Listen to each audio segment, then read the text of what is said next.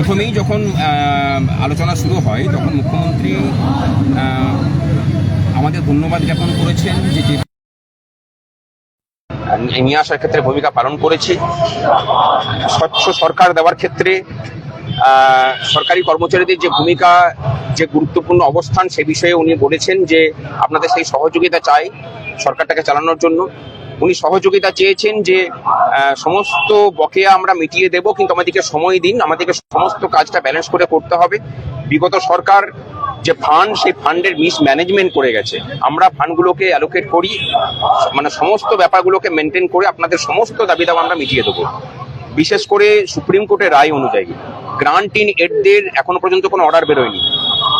998-এর যে ইয়ে ছিল, আমরা সেটাকে বলেছি যে কনসিডারেশন, এই কনসিডারেশনটাকে তুলে দিয়ে ইমিডিয়েটলি এটার ব্যবস্থা করা হোক। উনি মুখ্য সচিবকে নির্দেশ দিয়েছেন যে এই বিষয়ে ব্যবস্থা নিতে। 42% দিয়ে নিয়ে বলেছেন যে কয়েকটা কিস্তির মধ্যে মিটিয়ে দেবেন, এবং তার প্রথম কিস্তি উনি আগামী যে বাজেট, আগামী 8 মাসের জন্য যে বাজেট আসতে চলেছে সেই বাজেটে উনি ঘোষণা করবেন। এবং পে কমিশন নিয়ে বলেছেন যে জানুয়ারি মাসে পে কমিশন লাগু হবে, জানুয়ারি মাসে।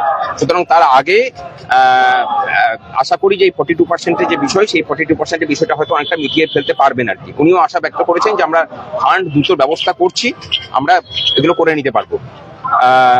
অস্থায়ী কর্মচারীদের ব্যাপারে আমরা দুটো পার্টিকুলার প্রস্তাব, এক কেন্দ্রীয় প্রকল্পে যুক্ত কর্মচারীদের ক্ষেত্রে আমরা বলেছি অন্যান্য রাজ্য যা দেয়, আসাম, বিহার, এরকম বেতন কাঠামো দিতে।